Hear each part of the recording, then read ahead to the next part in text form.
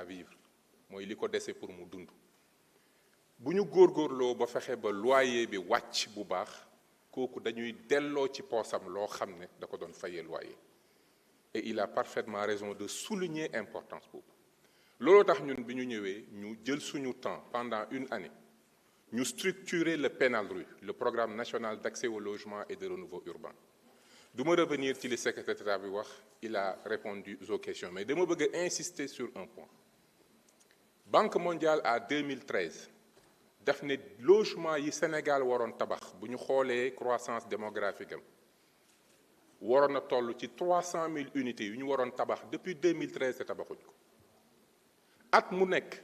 dinañ soxla plus de 12 000 logements yoo xam ne li ñuy tabax du mot 5 000 dañuy am déficit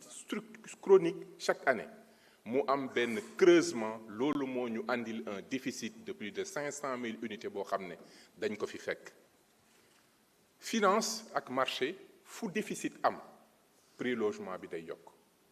te je veux juste que vous preniez 500 000 unités ngeen multiplier benn unité par 20 millions chiffre boobu mu leen di jox loolu mooy le volume financier bi ñu war a andi dans le secteur du logement sur une période de 15 ans pour relever le défi te volume boobu budget bi attanu ko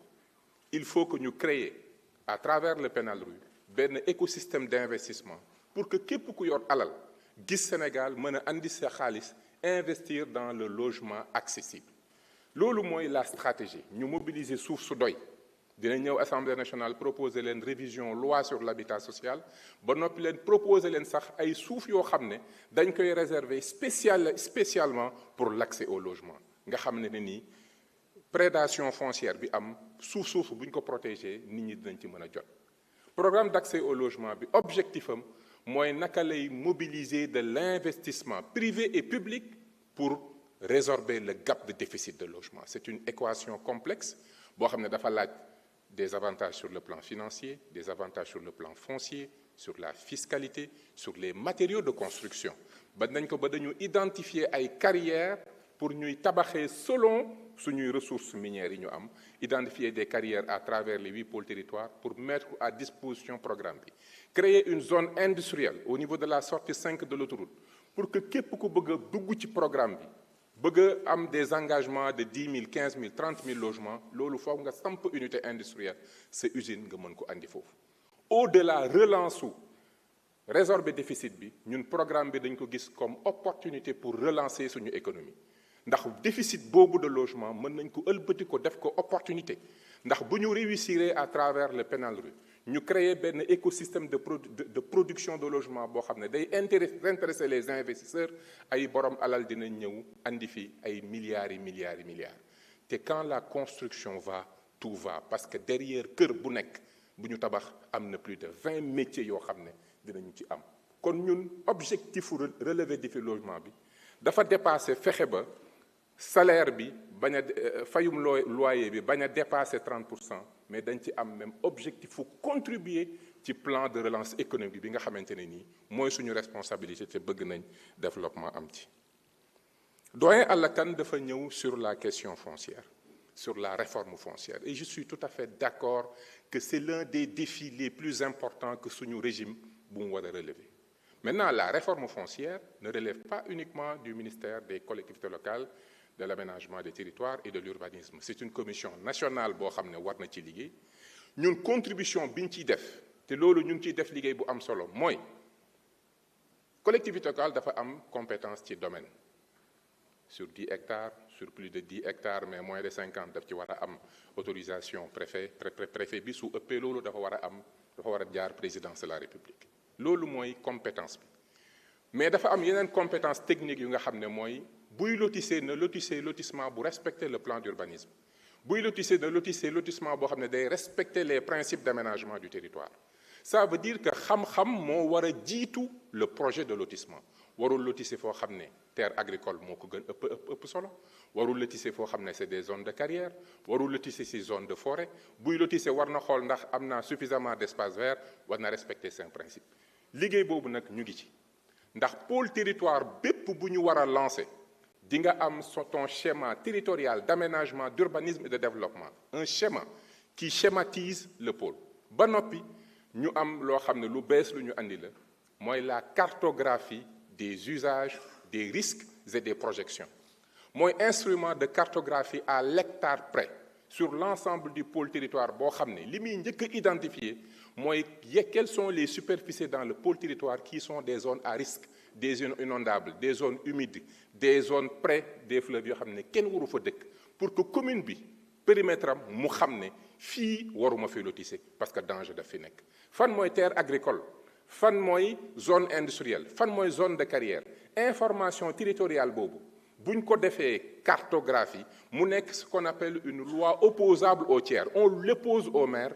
comme ça buy exercer compétence ci domaine di def ay lotissement am au moins am na instrument technique urbanisme cartographie aménagement yu koy wan ne sooy def sa développement urbain zone yii nga ko war a def da nga war a protéger say terres agricoles da nga war a protéger les forêts fii c'est une zone de dénivellement la boo fi tabaxee day inondé information boobu su ko maire bi amee ba noppi mu nekk ce qu'on appelle une cartographie opposable au tiers mooy bés bu defee lotissement ci zone bu mu warul def mën nañ ko daan parce que loolu loi la liggéey boobu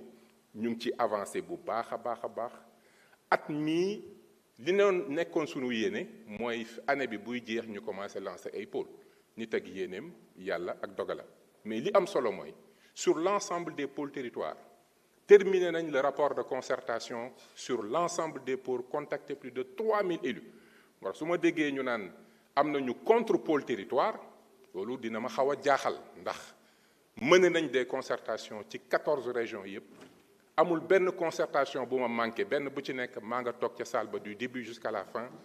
question bu nit mës a yëkkati sur les pôles territoires noté nañ ko mi ngi sur le rapport bañ paree ci lañ sukkandiku liggéey un document de politique publique liggéey benn projet de loi ba noppi avec l'administration territoire ñu définir une feuille de route pour que pour une fois la décentralisation et la déconcentration ñu ànd doxal loo xam ne c'est pour le développement du pays liggéey boobu jébbal nañ ko suñuy kilifa pas plus tard qu'hier Seydina Ousmane Sonko le premier ministre dafa jël arrêté primatorial boo xamante ne nii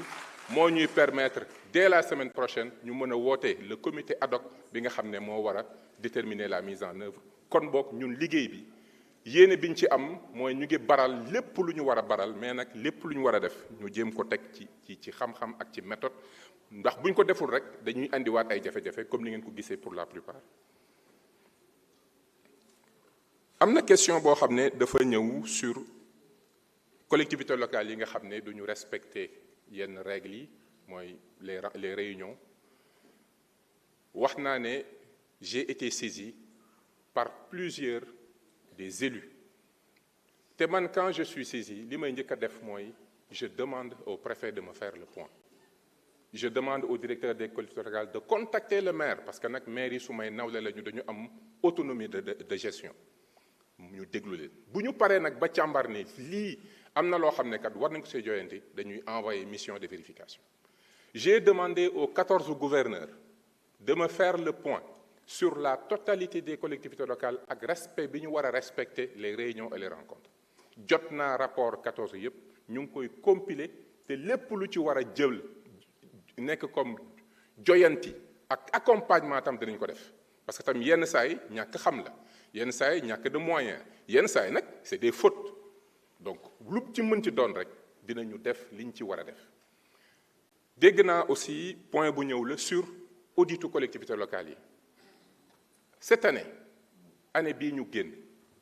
li ñu contrôler li ñu envoyé des missions de vérification merci beaucoup et c'est des missions de vérification yoo xam ne c'est des missions de vérification complètes on prend le temps d'étudier l'ensemble des points de gestion des municipalités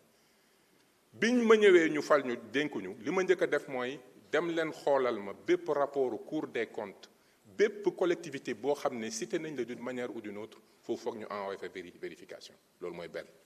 bi ci topp su ma jotee une dénonciation wala population yi wax ñu gëstu gis ni lii kat lu jara saytu la ñu dem saytu at mii li ñu contrôlé ci collectivité locale mot na 30 contrôle lañ def at mi te année bii di ñëw suñu yéene mooy ñu def 100 muy 130 collectivités locales qui feront l'objet de vérification te loolu nag yaakaar naa képp koo xam ne sa gestion yaa ngi ko teg ci xam-xam teg ko ci dëgg teg ko ci liggéey ak yërmande ci askan wi amoo lenn looy inquiété wu ah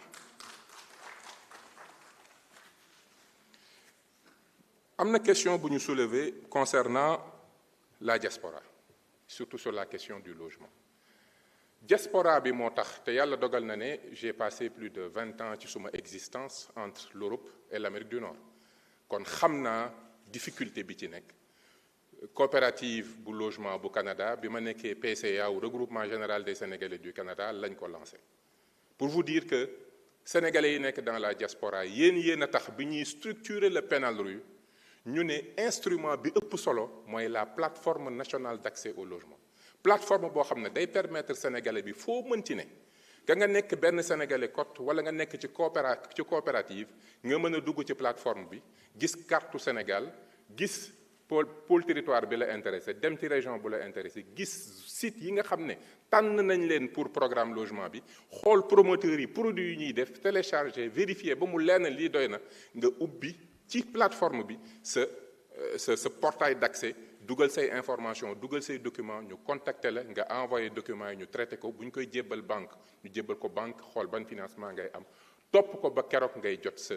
këyit ak sa terrain parce que xam nañu ci plateforme bi lépp lu fa dugg comme information lu ñu mën a contrôler la lu ñu mën a vérifier la ba nit ki du am ëllëg lu ko ci naqari wala luy am jafe-jafe looloo tax ñu structurer plateforme boobu mu nekk loo xam ne jagle la ci préoccupation sénégalais diaspora bi mais surtout moyen la pour ñun ñu quantifier demande bi sànq dama leen wax ne le défi majeur de la question du logement c'est comment mobiliser suffisamment d'investissements qui vont créer suffisamment de logements et vont atténuer le prix bi nga xam ne dafa tendu aujourd'hui. Bien évidemment, il y aura des mesures tam de régulation. Le Premier ministre nous a demandé de préparer un conseil interministériel